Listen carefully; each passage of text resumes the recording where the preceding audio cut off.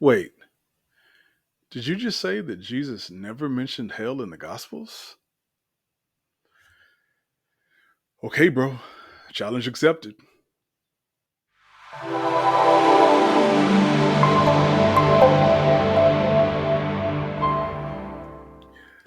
Dr. Kevin Young made some pretty bold claims concerning Jesus' mentioning, or lack thereof, the existence of hell in the Gospels. In fact, his claim, well, I kind of took it as a challenge, is that, I quote, Jesus mentioned hell 0 times in the Gospels. And he put that zero in all caps. So that made it easy for us because now all we got to do is show one example of Jesus mentioning hell. So let's do it. In the Gospel of Matthew, chapter 23, we see a familiar passage of Jesus giving his 7 woes to the religious leaders of Israel. Men who Jesus, of course, lovingly referred to as the offspring of vipers. Now, although there is no claim that this is a discernment channel or ministry, the inevitable effect of teaching the truth is that you have to expose the lie and, in turn, the liar. Now, first of all, I don't believe I have any authority at all to proclaim that anyone is a false prophet or a wolf or anything of that nature.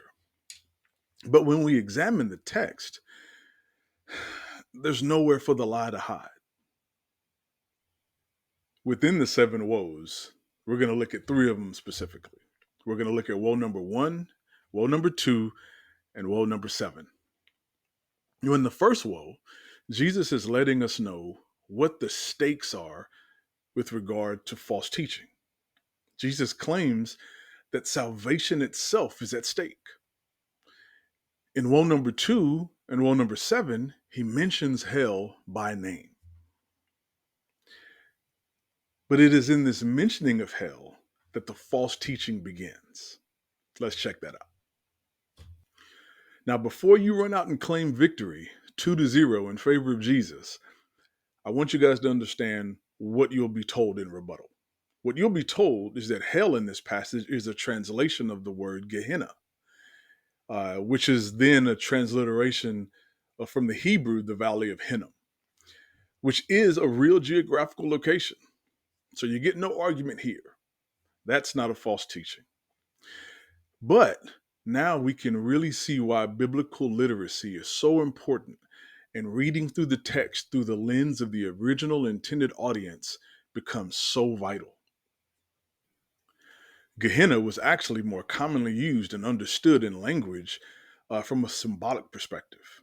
And that understanding is more consistent with the stakes that Jesus set up in woe number 1. And furthermore, the biblical translators, the professional biblical translators, understood this as well. They understood the context. There's a reason Gehenna was not used in place of hell in the English translations. Hell is specifically used because of the cultural context taken into account, what the original audience would have understood when Jesus used the term Gehenna. So it seems to me that Matthew 23 puts Jesus up 2-0. Sounds like a win. Now, again, my purpose is not to call Dr. Young a false prophet or a wolf or anything like that. It's not my authority to do so. However, being biblically literate lets us see through the deceptive wordplay that is used deliberately to deceive us.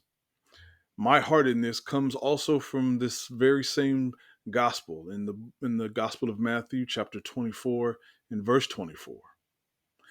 My hope is to make it impossible for us to be deceived and compromise our salvation.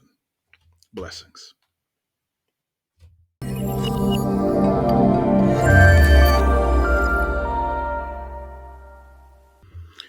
I really appreciate that you chose to spend some time with me on this topic. Listen, you already know what the algorithm is about. So if you felt blessed in any way by what you've heard, then bless me with a like and a subscribe. To find more in-depth information and discussion on this topic and a whole bunch more, look up the Of Things Eternal podcast wherever you find your podcasts. And finally, I would ask that you engage with me on social media with dialogue, discussion, and questions. Blessings to you and all of your loved ones.